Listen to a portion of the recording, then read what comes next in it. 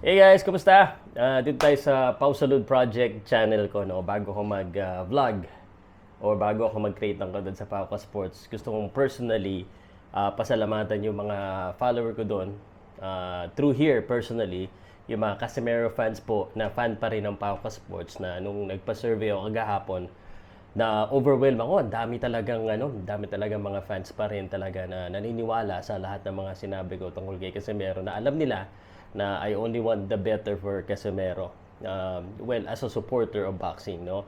Nung sinabi ko na hindi masyado magandang performance, naintindihan nila. At actually, yung survey ko, kasi nga ang dami ko ng content na pinalampas kay Casemiro, pero ang dami nyo kasi nagme-message na, "Uy, anong update sir kay Casemiro?" Kasi siya na naman talaga isa sa sikat dito sa locally, lalo na sa kanyang vlog.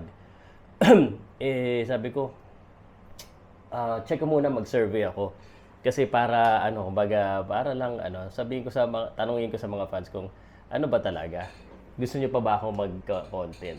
Natuwa ako, daming yes, no? Pero ako may nalulungkot din ako kasi merong mga parang content na about Casemiro na mga dati niya kakampi na parang kino-call out din yung manager. Gaya nito, kausap ko sa comment section, parang pinaparinggan na rin yung manager at saka promoter ni Casemiro na mabagal. So sabi ko, nagugulat ako ha, parang baka masira yung relationship kasi na lalo.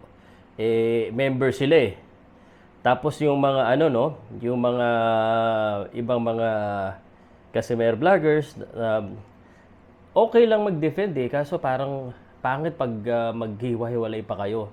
Dapat maging solid na talaga kayo. Yun lang masasabi ko. Kasi ako, I'm outside ako lang muna eh. I content whoever I want to content. At masaya ako dahil malaki kinikita ni Casemiro. Pero totoo din naman in a way, no? Totoo rin na talagang dapat mag-move na si Casemiro. Kasi hindi na siya bumabata.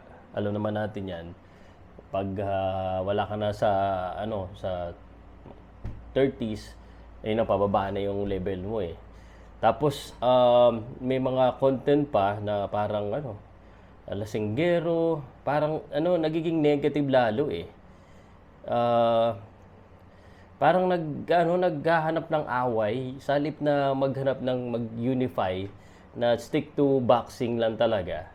Dumadagdag pa sila. Kumbaga yung mga hater ni Casemiro meron, sila nagiging hater din sila. Kaya you cannot talk peace or reconciliation kung nakikipag-away ka. Ganun po yung nangyayari. So sana po, request ko lang, magpapasko na. Dapat tayo, yung let's be just professional at saka magkaisundo-sundo na.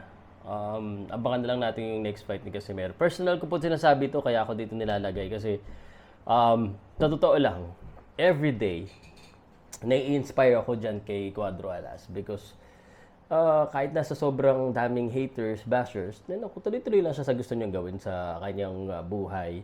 At he's successful already because he earned some money. Sana masustain lang niya yan. Of course, may mga tao talaga na gustong makita siya mas mataas, mayroong makita siyang mababa.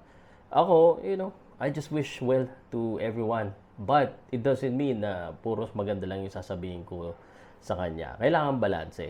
Basta hindi lang ako yung ang tawag dito, yung overstepping. Kung ano lang yung dapat. Okay?